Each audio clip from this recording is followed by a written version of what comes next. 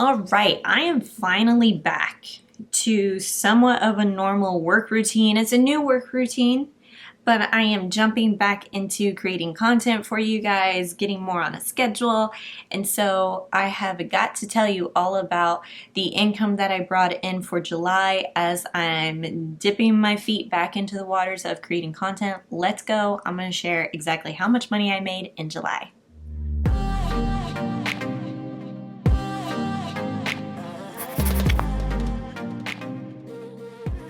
Hey guys, it's Justine with Debt Free Millennials, the channel to help you crush debt and live payment free.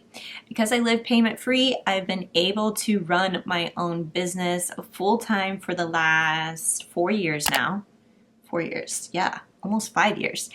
And I wanted to share exactly what I've been up to this past month in terms of creating some income. And as I am kind of delegating the task of childcare to a nanny for my almost 5-month-old daughter, Quinn, now I can get back to creating some content, getting back into some sponsorship opportunities, all these fun things. So let's hop over to my income report. I'll show you how much I made.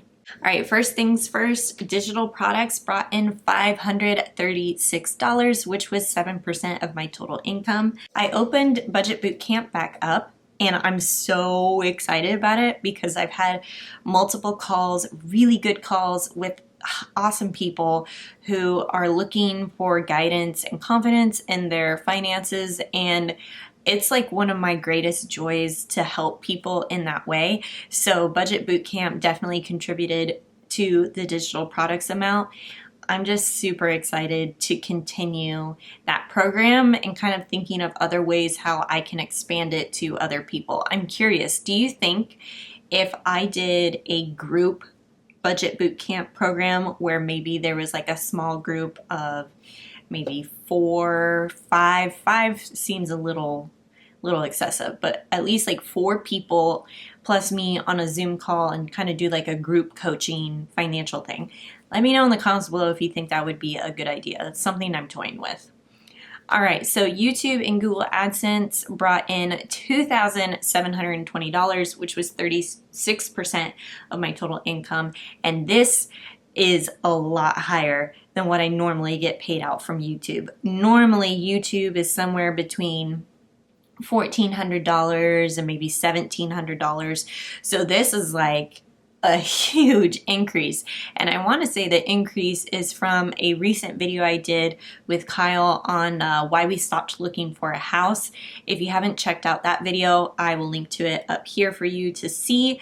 But I think that one, it has close to 17,000 views. So I think that video really helped kind of increase the revenue. Yeah. I'm digging that. Let's keep going over $2,000 on YouTube ad revenue. That'd be awesome. All right, affiliates brought in $1,422, which was 19% of my income. And then I added back in freelance gigs, which brought in $2,900, which was 38% of my total income. So I just did a few things, feeling a little bit more comfortable and confident to provide that work again for my clients. And so I feel really good about that. So that means, let's get into it. The total was $7,578 for my total income in July. I am super stoked about that because I felt like I wasn't really like going hard at the work, but I was bringing more things onto my plate and also kind of navigating this new work week style. So I'm working on developing and creating this part-time work schedule for how I want to operate life this next year. So what I'd like to do is work 3 days a week, the 3 days that I have a nanny here, and then the other 2 days during the work week, I get to spend that time with Quinn. We get to go to the park. I wanted to take her to the zoo, take her to the pool, take her to the beach, all these things so that I can have that time with her. And that's why I want to work very intentionally during those 3 days a week. I'm going to try this for a couple of months and let you know. July was kind of my test run month, and now August is going to be like full on, let's do it. So I'm super stoked about it. Let's also go into my obstacles and wins for this month. Okay, so the obstacles was navigating a new schedule with a nanny, and that was just trying to figure out, okay, I need to get my work done really between 7:30 and 2:30 when she's here. Make sure I can batch film a bunch of videos so that I can take that time to then record and edit the next day while she's here. So it was kind of an obstacle trying to figure out that routine, but I think I got it down now. Also, my media kit is not updated. Don't tell any potential clients, but my media kit, I'm working on updating it right now, but I've had, this is one of my wins, I've had a lot of potential clients reach out to me about doing video sponsorships, some sort of partnership, brand partnership, and so I am navigating that, and I'm figuring out, okay, what can I provide? What value can I provide to these clients so that I feel like it's a win-win for both of us, and it's a product or company that I feel really good to work with. So stay tuned for that. Nothing is set in stone. No contracts have been signed or anything. I'm very much in the beginning stages of building sponsorships and everything like that, but I'm looking forward to figuring out what is going to happen for the fall. So that goes into my wins. First off, I have close to 37,000 subscribers now, which is great. My goal for this year for YouTube was to get 50,000 subscribers by the end of the year, and I think I'm on track to do that. So tell your kids, tell your wife, everybody, hit subscribe down below if you want to join the DFM community and help me get to 50,000 subscribers. So great. Sponsorship opportunities, we talked about that. YouTube revenue is up. Also, one thing that I didn't include here in the slide is I was recently on a podcast. Boss Lady Energy. You have to check out this podcast. It's definitely millennial female geared, but I feel like there's a lot of good content that we can all relate to, such as jumping back into, the in-office type setting for your job after the pandemic, or remote work, work-life balance, all of these things. I really loved speaking with these ladies on the podcast, and then Quinn woke up from her nap. Kyle was out. I didn't have the nanny. And so I was like, all right, screw it. Like, she's just going to have to sit on my lap and I'm going to have to do this interview. Wasn't the best interview, I will have to say, because I think my mind was like, trying to answer the questions and make sure she wasn't like talking or crying too much, but you will hear her on the interview. And I'm just like, yeah. Anyway, that was a really fun podcast to be a part of. So I will take that as a win. And last but not least, I feel like my postpartum anxiety fog is lifting just a little bit.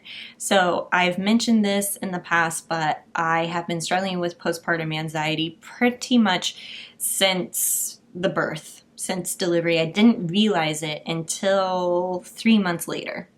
So 3 months into it, I was like, I'm not right. I feel off balance. So I started on a prescription called Zoloft. It's an anti-anxiety med. I've never taken medication for mood disorder or hormone imbalances at all.